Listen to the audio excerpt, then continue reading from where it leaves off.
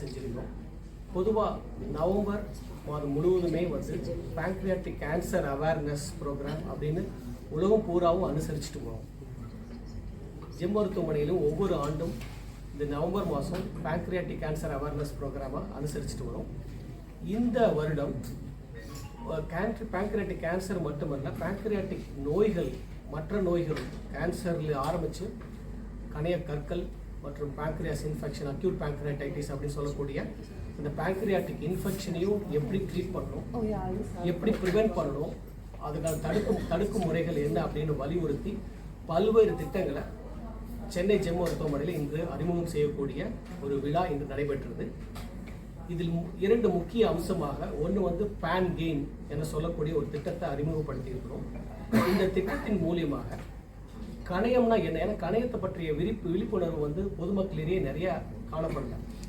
ஒரு இருதயத்துக்கோ கல்லீரலுக்கோ மற்ற உறுப்போ இருக்கக்கூடிய ஒரு விழிப்புணர்வு கணையம் அப்படின்னு சொல்லக்கூடிய ஒரு உறுப்புக்கு இல்லை. கணையம் இருக்குன்னாவே பொதுமக்களுக்கு தெரியறதில்லை. ஆனால் நோயின் தாக்கம் அதிகரிச்சுட்டு வந்து அதனுடைய கான்சிக்வன்சஸ் வந்து ரொம்ப அதிகமாக இருக்குன்ற காரணத்தினால ஜெம் மருத்துவமனை இந்த ஒரு நிகழ்வை பயன்படுத்தி அனைத்து கணைய நோய்களுக்கும் எப்படி தடுக்கும் முறைகள், ஆரம்பகால அறிகுறிகள் வந்தால் யாரை அணுகுவது, அதற்கான சிறந்த சிகிச்சை என்ன அப்படின்னு பல்வேறு பிளாட்ஃபார்ம்ஸ், அது சோஷியல் மீடியா பிளாட்ஃபார்ம்ஸ் மற்றும் பத்திரிகை மூலியமாகவும் ஊடக நண்பர்கள் மூலியமாகவும் வந்து இந்த பொதுமக்களுக்கு எடுத்து சொல்லும் விதமாக நிறைய கேம்ப்ஸ் மூலியமாக கண்டக்ட் பண்ணலான் இருக்கோம். வரும் ஆண்டு முழுவதும் இந்த திட்டத்தை நம்ம செயல்படுத்தலான் இருக்கிறோம். அதன் துவக்க விழா இன்று நடைபெற்றது. அதன் பேர் தான் பேன் கெயின். 2வது திட்டம் பேங்க்ரியாட்டிக் ரேபிட் ஆக்ஷன் ஃபோர்ஸ் அறிமுகப்படுத்தக்கூடிய திட்டம். நிறைய ஹார்ட் அட்டாக் அப்படின்னு கேள்விப்பட்டிருப்பீங்க, ஸ்ட்ரோக்குன்னு கேள்விப்பட்டிருப்பீங்க. அதே போலவே கணையத்தில் இன்ஃபெக்ஷன் வந்துருச்சுன்னா இமீடியட்டாக அட்டென்ட் பண்ணி அதை சரி செய்யணும் அப்படின்ற ஒரு எண்ணத்தை வலியுறுத்தி ரேபிட் ஆக்ஷன் ஃபோர்ஸ், நோயாளிகள் அந்த கணையத்தில் அக்யூட் பேங்க்ரைடைட்டிஸ்னால பாதிக்கப்பட்டால் அவர்களுக்கு இமீடியட்டாக அந்த கோல்டன் ஹவர்ஸ்ன்னு சொல்லக்கூடிய ஆரம்பகால சிகிச்சைகள் தான் அவரை காப்பாற்றுவதற்கு நிறைய வாய்ப்பு இருக்குது.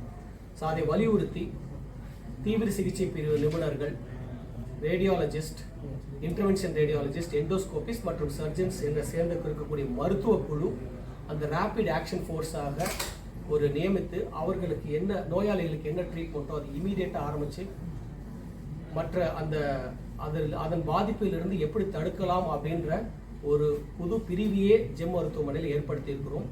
இந்தியாவிலேயே கணைய நோய்களுக்கென ரேபிட் ஆக்ஷன் ஃபோர்ஸ் அப்படின்னு சொல்லக்கூடிய ஒரு தனித்துவமான மருத்துவ குழுவை முதலில் நம் ஜெம் மருத்துவமனையில் தான் ஏற்படுத்தியிருக்கிறோம். நிறைய ரேபிட் ஆக்ஷன் ஃபோர்ஸ் பார்த்துருப்பீங்க, ஹார்ட்டுக்காக இருக்கட்டும், அதில் கிட்னிக்காக இருக்கட்டும், லங்ஸுக்காக இருக்கட்டும். ஆனால் கணையத்துக்கனே ஒரு ரேபிட் ஆக்ஷன் ஃபோர்ஸ் முதலில் இந்தியாவிலேயே நம்ம ஜெம் மருத்துவமனையில் தான் இன்று அறிமுகப்படுத்தியிருக்கிறோம். இந்த திட்டத்தின் துவக்க விழாவும் இன்று நடைபெற்றது. 3வது, கடந்த ஓராண்டுகளாக இந்த கணைய நோய்கள், அது கணைய புற்றுநோயாக இருக்கலாம், கணைய அலர்ச்சியாக இருக்கலாம், கணைய கற்களாக இருக்கலாம், கணைய நோய்கள், அனைத்து விதமான நோய்களிலிருந்து போராடி வென்றவர்களின் ஒரு வெற்றி மாநாடாகவும் இன்று நடைபெற்றது. ஸோ இந்த 3 நிகழ்வுகளுக்கும் நமக்கு வந்து தலைமை விருந்தினராக கலந்து கொண்டது எல்லாமே வந்து அந்த பயனாளிகள் தான். மருத்துவர்கள் அல்ல, சீஃப் கெஸ்ட் யாரும் இல்லை, அவர்கள் தான் இந்த திட்டத்தை துவக்கி வச்சதே அந்த பயனாளிகள் சொல்லக்கூடிய கணைய நோயிலிருந்து விடுபட்ட பயனாளிகள் தான் இந்த 3 திட்டத்தையுமே துவக்கி வச்சிருக்காங்க. இந்த ஒரு வருஷத்துல இந்த திட்டத்தின் மூலியமாக பல லட்சம் பேரை நம்ம வந்து இந்த திட்டத்தின் கீழ் கொண்டு வந்து கணையம்னா என்ன, அதை பண்ணக்கூடிய வேலை என்ன, அதனுடைய நோய்கள் எதெல்லாம் வருதோ அதை தடுக்கும் முறைகள் என்ன அப்படின்ற ஒரு உன்னத திட்டத்தை ஒரு வருடம் முழுவதும் தமிழகம் மட்டுமல்ல இந்தியா பூராவும் இந்த திட்டத்தை கொண்டு வந்து, ஏன்னா நிறைய பிளாட்ஃபார்ம்ஸ் இருக்கு, கேம்ப் மூலியமாக அதை செய்யலான் இருக்கோம், சோஷியல் மீடியா மூலமாக செய்யலான் இருக்கிறோம். அது மட்டுமல்ல, வெப்சைட்டில் இன்னொரு முக்கியமான அம்சம், இந்த ஒரு கியூஆர் கோடு பேஸ்ட் ஒரு திட்டத்தையே அறிமுகப்படுத்தியிருக்கிறோம். இந்த கியூஆர் பேஸ்டு சிஸ்டத்தில் என்னென்னா, யார் வேணாலும் இந்த கியூஆரை ஸ்கேன் பண்ணால் இமீடியட்டாக இங்கே காண்டாக்ட் பண்ணலாம். அது வந்து இரவு பகல் எந்த டைம்னு இது இல்லை, ஒரு நேர காலம் இல்லை. எந்த டைமில் வேணாலும் எங்களை தொடர்பு கொள்ளலாம். அந்த ஸ்கேன் பண்ண போது நேராக அது வந்து அந்த பேஜுக்கு போயிடும். அந்த பேஜிலிருந்து எங்களுக்கு இமீடியட்டாக ஃபோன் கூட சம்டைம்ஸ் வந்து கிளைண்ட் கிடைக்கல அல்லது வந்து எடுக்கல அப்படின்ற மாதிரி சொல்லுவாங்க. பட் கியூஆர் கோடில் எல்லாமே ரெக்கார்ட் ஆகிடும். It's all artificially enabled integrated system. அந்த சிஸ்டம் மூலியமாக எத்தனை மணிக்கு கூப்பிடுறாங்க, அவர்களுக்கு என்னென்ன மாதிரி தொந்தரவு, எவ்வளோ அவசரமாக அந்த சிகிச்சை மேற்கொள்ளணும், அவர்கள் வீட்டில் இருந்தாலோ மருத்துவமனையில் இருக்கணும்னு அவசியம் இல்லை, எங்கே இருக்கிறாங்களோ அங்கேயே கைட் பண்ணி நீங்கள் வந்து அந்த ட்ரீட்மெண்ட்டை அங்கேயே ஆரம்பித்து அப்படியே தொடர்ந்து மருத்துவமனை வர வரைக்கும் அல்லது வந்து அவர்களுக்கு என்ன சிகிச்சை தேவைப்படும் அப்படின்னு அவங்களுக்கு வந்து ஒரு கைட் பண்ணுற வரைக்கும் ஒரு திட்டத்தையும் எடுத்துகிட்டு வரோம். இதுவும் அந்த பேன் கெயின் அப்படின்னு சொல்லக்கூடிய அந்த திட்டத்தின் மூலியமாக கியூஆர் பேஸ்டு ட்ரீட்மெண்ட்டை இமீடியட்டாக ஆரம்பிக்கக்கூடிய திட்டமும் இன்றைக்கு செயல்படுறோம். பேங்க்ரியாட்டிக் டிரான்ஸ்பிளான்ட்டும் பண்ணலாம். பட் ஆனால் அது கிட்னி மற்றும் ஈரல் சம்பந்தமான அந்த நோய்களுக்காக அந்த டிரான்ஸ்பிளான்ட் பண்ணுறோம் இல்லைங்களா, அந்த மாதிரியாக அதிக அளவில் சில டெக்னிக்கல் டிஃபிகல்ட்டிஸ் இருக்குது. உலகம் பூராவும் ஒரு சொற்ப அளவில் தான் அந்த கணைய மாற்று அறுவை சிகிச்சை பண்ணிகிட்ருக்கோம். அது இன்னும் அந்த லிவர் மற்றும் கிட்னி மாற்று அறுவை சிகிச்சை மாதிரி ரொம்ப பிரபலம் அடையலை. அதற்கு சில சிக்கல் இருக்குது. ஸோ அது வந்து டெவலப் ஆகும் ஃபியூச்சரில். பேங்க்ரியாட்டிக் டிரான்ஸ்பிளான்ட், அது இன்னொன்று ஐலட் செல் டிரான்ஸ்பிளான்ட். இப்போ நிறைய டைப் 1 டயபெட்டிஸ் பார்த்துருப்பீங்க. அந்த மாதிரி கணையத்தில் ஐலட் செல்ஸ் குறைஞ்சி, அந்த கணைய சுரப்பிகள் குறைஞ்சி, இன்சுலின் சுரக்கக்கூடிய செல்ஸ் குறைஞ்சி வரக்கூடிய டைப் 1 டயபெட்டிஸ்க்கு ஐலட் செல் டிரான்ஸ்பிளான்ட் சொல்லக்கூடிய ஒரு மாற்று அறுவை சிகிச்சை ஒரு பெரிய ஒரு ஃபியூச்சருக்கு இருக்குது. இந்த வரும் காலத்தில் கணைய மாற்று அறுவை சிகிச்சையாக இருக்கட்டும், ஐலட் செல் டிரான்ஸ்பிளான்ட் என்று சொல்லக்கூடிய நீரிழிவு நோய் பாதிக்கப்பட்டவர்களாக இருக்கட்டும், அது கண்டிப்பாக ஒரு வரப்பிரசாதமாக அமையும். பட் சமீபத்தில் இப்போ அதோடைய எண்ணிக்கை குறைந்த அளவிலேயே குறைந்த சென்டரில் தான் உலகம் பூராவும் பண்ணக்கூடிய ஒரு சூழல் இப்போதைக்கு. இந்த கியூஆர் வந்து பார்த்தீங்கன்னா இப்போ நிறைய பேஷண்ட்ஸ் வந்தாங்க, எந்த ஏஜில் வந்து அதிகமாக பாதிக்கப்படுறாங்க, எது வரைக்கும் நம்ம வந்து ரெக்கவர் பண்ணலாம்? குழந்தைகள்லேருந்து பெரியவங்க வரைக்கும் இந்த கணைய நோய்கள் எல்லாத்தையும் பாதிக்கும். சென்ற வாரம் ஒரு 22 வயது நபருக்கு பண்ணோம். அவர் குழந்தையிலிருந்தே கணைய நோயால் பாதிக்கப்பட்டார். கிட்டத்தட்ட 5-6 வருடங்கள், 5 வயது குழந்தையாக இருக்கும்போதே அவர் கணையம் சுருக்கம், கணைய கற்கள் ஏற்பட்டு படிப்படியாக மருத்துவ சிகிச்சை இருந்துட்டு இருக்கிறாரு. 22வது வயசில் நம்ம பார்க்கும்போது அவருக்கு கல் ரொம்ப பெருசானது தெரிஞ்சு அவருக்கு லாப்ரோஸ்கோப் மூலியமாக சிகிச்சை பண்ணுறோம். இதை நான் ஏன் சொல்கிறேன்னா, வயது வித்தியாசம் பாராமல் குழந்தைகள்லேருந்து பெரியவங்க வரைக்கும் எந்த விதத்துலையாக இருந்தாலும், எந்த வயதினராக இருந்தாலும் கணைய நோய்கள், கணைய கற்கள், கணைய புற்றுநோய் இந்த மாதிரி ஏற்படும். பட் ஜென்ரலாக பார்த்தோம்னா ஒரு 30 வயசுலேருந்து 60 வயது வரைக்கும் இந்த கணைய நோய்களை அதிக அளவில் பார்க்கணும். ஏன்னா அந்த சமயத்தில் நம்ம சரியாக சாப்பிட மாட்டோம், சுகர் வரும், அப்புறம் வந்து கணையத்தில் கட்டிகள், நீர்க்கட்டிகள், கற்கள்லாம் தோன்றும். அதுக்கு பல்வேறு காரணங்கள் இருக்குது. சாப்பாடில் ஆரம்பித்து மதுப்பழக்கம், எல்லாத்துக்கும் மதுப்பழக்கம் இருக்கிற எல்லாத்துக்கும் கணைய நோய்கள் வராது. அதே போல் கணைய நோய்கள் இருக்கிற எல்லாத்துக்கும் மதுப்பழக்கம், புகையிலை பழக்கம் அப்படின்னு இருக்கும்னு சொல்ல முடியாது. ரொம்ப ஆர்கானிக் ஃபுட் சாப்பிட்றவங்களுக்கும் சில பேருக்கு இது தொற்றும். அதனால் நம்ம வந்து யாராக இருந்தாலும் இந்த ஆரம்பத்தில் இருக்கக்கூடிய கணையம் சம்பந்தப்பட்ட அறிகுறிகள், அது மஞ்சள் காமாலையாக இருக்கலாம், வயிற்று பொறுமலாக இருக்கலாம், பின் வயிற்றில் ஏற்படக்கூடிய வலியாக இருக்கலாம், எதுவாக இருந்தாலும் அது கணைய நோய்களாக இருக்குமோ அப்படின்னு மருத்துவரை அணுகி அவங்களுக்கு வந்து கிளாரிஃபை பண்ணி நம்ம கிளியர் பண்ணிக்கணும். அதுதான் இது வந்து கணைய நோயை பற்றி தெரிஞ்சுக்கங்க, ஆரம்பகால அறிகுறிகளை அறிந்து கொள்ளுங்கள், தகுந்த சிகிச்சை பெறுங்கள் அப்படின்னு நம்ம வந்து வலியுறுத்தும் விதமாகத்தான் இந்த பேன் கெயின் அப்படின்ற இந்த ஒரு சமுதாயத்தை தேர்ந்த இந்த திட்டத்தை நம்ம வந்து அறிமுகப்படுத்தோம். சார், இந்த கியூஆர் பேஸ்டு கோடை வந்து நம்ம வந்து ஸ்கேன் பண்ணோம்னா உங்களுக்கு அலர்ட் வரும். Only for pre registered patients தான்? இல்லை சார், இல்லை, யாருக்கு வேணாலும் அது வரும். இப்போ நீங்கள் அந்த ஸ்கேன், அந்த கியூஆர் இது வந்து இப்போ நீங்கள் வந்து ஸ்கேன் பண்ணால் பதிவு பண்ணணும்னு அவசியமே இல்லை. அதுதான் இந்த திட்டத்தின் சிறப்பு அம்சம். யார் வேணாலும் இது இலவசமாகவே இந்த சேவையை பண்ணிகிட்ருக்கோம். யூஸ்வலாக ரெஜிஸ்டர் பண்ணி பணம் கட்டி அதுக்கப்புறம் நம்ம டாக்டரை பார்க்கக்கூடிய ஒரு சூழல் போய் அவங்க அமெரிக்காவில் கூட இருக்கலாம், கனடாவில் இருக்கலாம், ஐரோப்பிய நாடு இருக்கலாம், ஆர் பக்கத்தில் தெருவில் கூட இருக்கலாம்.